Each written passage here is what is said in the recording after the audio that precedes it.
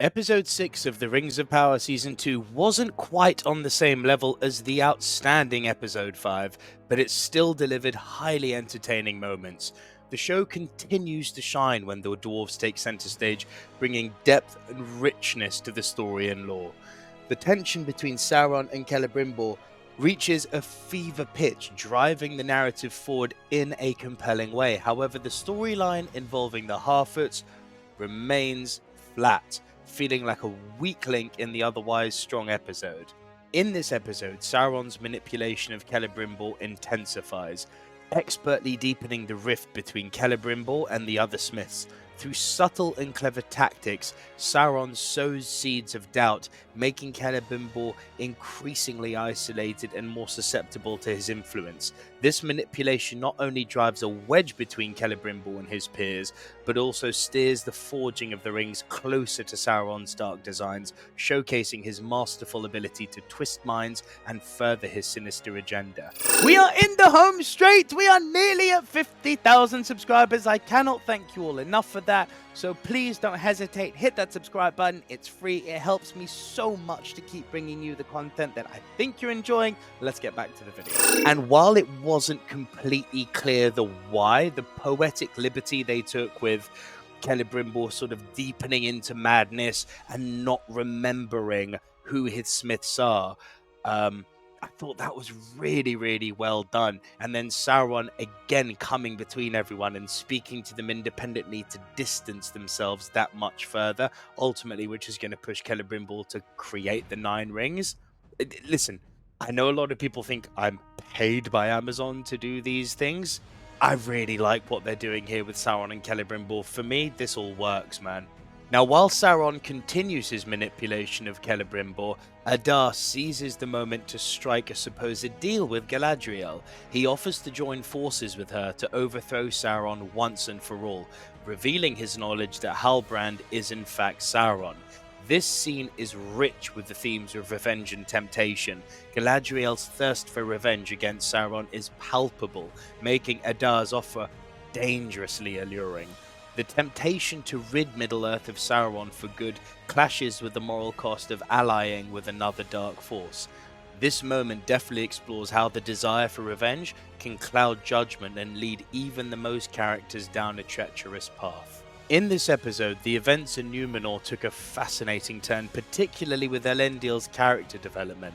He boldly renounces Pharazôn as king, which leads to him being forced into what is essentially trial by Big Sea Monster, and I definitely got old school Clash of the Titans vibes with this. I'm not talking about that Sam Worthington one, the old 60s one. Good stuff, man. Like this, again, this all really worked for me. This was a dramatic moment that tests his resolve and leadership. Meanwhile, Queen Regent Miriel steps in, taking Elendil's place in the trial and ultimately being found innocent. By extension, this exonerated Elendil, further cementing his reputation as a man of integrity. Elendil's character truly begins to shine in this episode. Yeah, he really started to get a kingly demeanor. There was one line in particular when he was in the prison cell with his daughter, and she's saying just, what was it? I'm giving you mercy. Why can't you take it? And he says something. What was the line exactly? It's hardly mercy to ask a man to set his integrity aflame. I was like, that's a good line, man. Now, there you go. One of the big problems with this show has been the dialogue and the way that it kind of lacked Tolkien's unique poetry in its verse. This really felt quite akin to Tolkien's work. It is hardly mercy to ask a man to set his integrity aflame. Again, really like that. Although the events in Numenor may lack the immediate dramatic gravitas of the conflicts unfolding on the mainland of Middle-earth, they are crucial for the broader narrative. The political maneuvers and personal trials in Numenor do feel essential, setting the stage for further developments while adding depth to the story's exploration of leadership, honor, and the burdens of power. What felt completely unnecessary in this episode was the damn Harfoots. We witness Harfoots kissing, and it's like, that's fine, but why? How did this advance the story?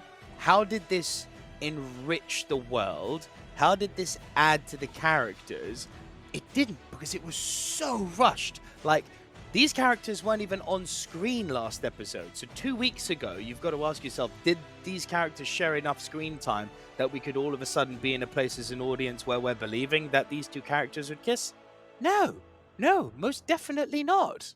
When it comes to including a romantic moment in any narrative, it must always feel earned through proper development of the character's relationship and emotional stakes.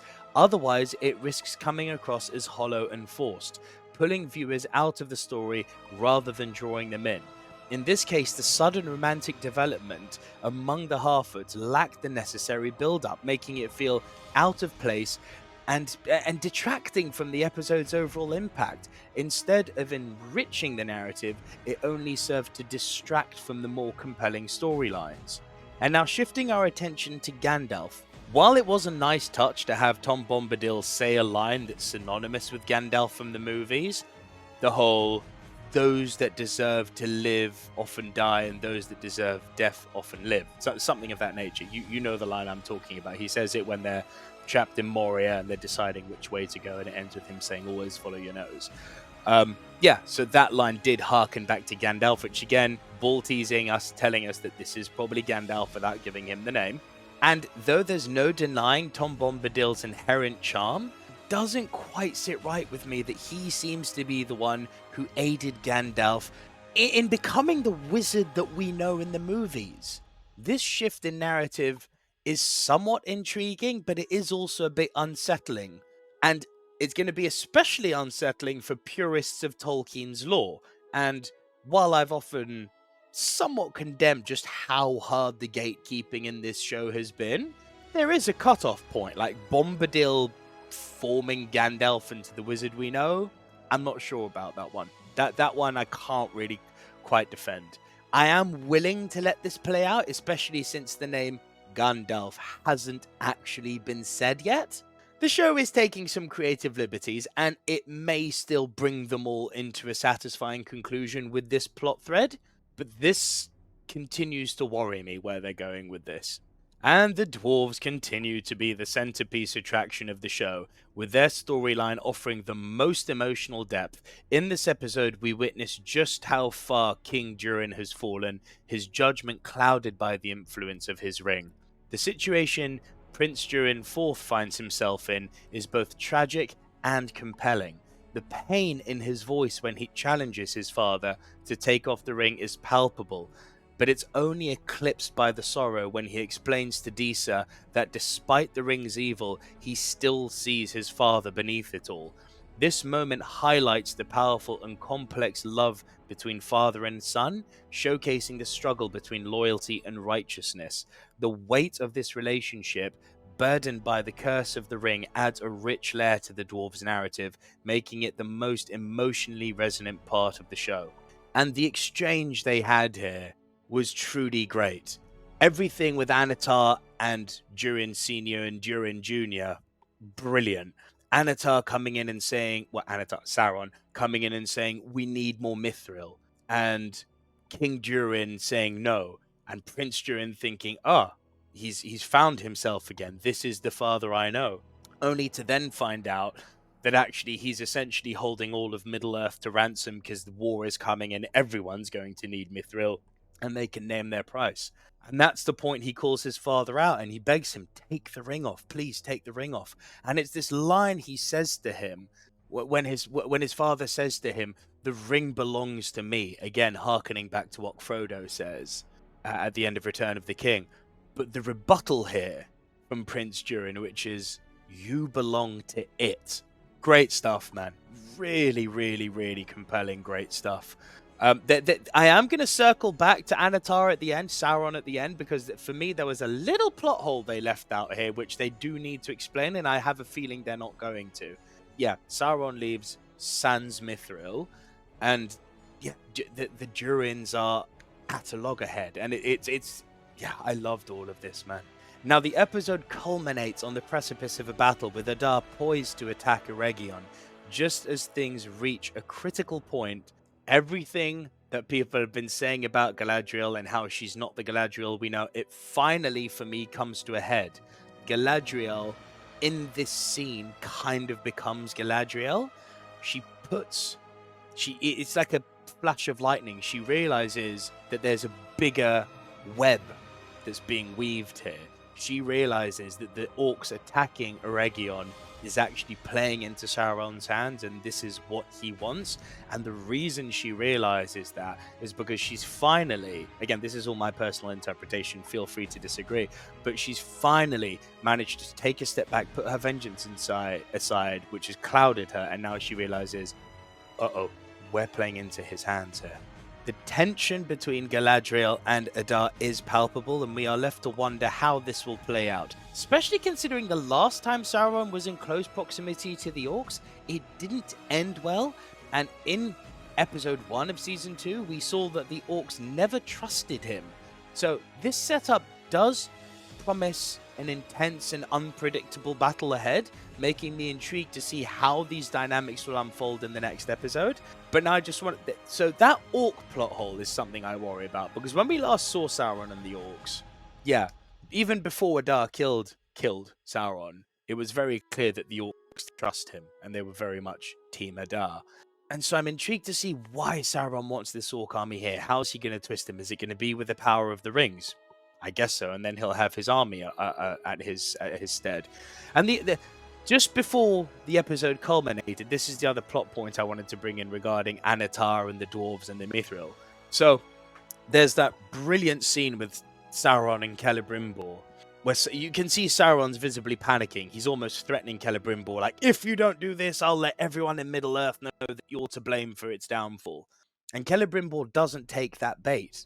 And so Sauron, Master Manipulator and Master of Tricks, conjures up this illusion as Celebrimbor steps out that makes Eregion look like all is well in the world. It's really quite brilliant. But now where that scene fell short for me is because while in the illusion, Sauron takes out Mithril ore, a huge amount of it. Now, I'm wondering two things here. Number one, where did he get that Mithril ore? Where did he get it? Because the dwarves clearly said no. And if he had it, then there wouldn't have been a reason for him to go and see the dwarves in the first place, right? But then the second argument would be, oh, it's part of the illusion. So, okay. But if it's part of the illusion, then how's Celebrimbor going to make those 9 rings? Because he needs Mithril to make the rings, right? So, I don't know how they're going to come out of that one, but I'm on board to see how, but that looks like a huge plot hole they've left open there, unless I've missed something. But yeah, I really enjoyed episode 6. I did think it felt like a bit of an unnecessary extension to episode 5 in some parts. Like, I was kind of ready for a battle in this episode, but we're getting it clearly next episode. They've drawn it out, and while the battle's going on, presumably Sauron will take control of the Orc army, and presumably the 9 Rings of Power are going to be made. All very interesting stuff. Bring it on. Can't wait for next week. Did feel like a step down from episode 5, as I said, but all the pieces on the chessboard are now in place. Let battle commence. I'm here for it. I want to know, as always, what you guys thought. Gentle reminder, for those of you who want to say that I'm a shill, that I'm being paid by Amazon, it's not the case. I don't think Amazon know that I even exist, but I'm very flattered that you attribute so much power to me. Yeah, guys, it's as simple as this. I just like the show. There's no payment, and there's no wokery, and there's no anything of that matter. The show just happens to work for me, although I can acknowledge that it's flawed. Yeah, roll on episode 7. Let me know what you guys thought down below. There is a subscribe button over here for you, another video for you to watch up here. Go ahead and do all that goodness, and I'll see you next week. There's a load of other content coming out. Penguin review, Agatha review, another movie review dropping Monday. Keep it right on the Silver Screen Dudes. See you soon.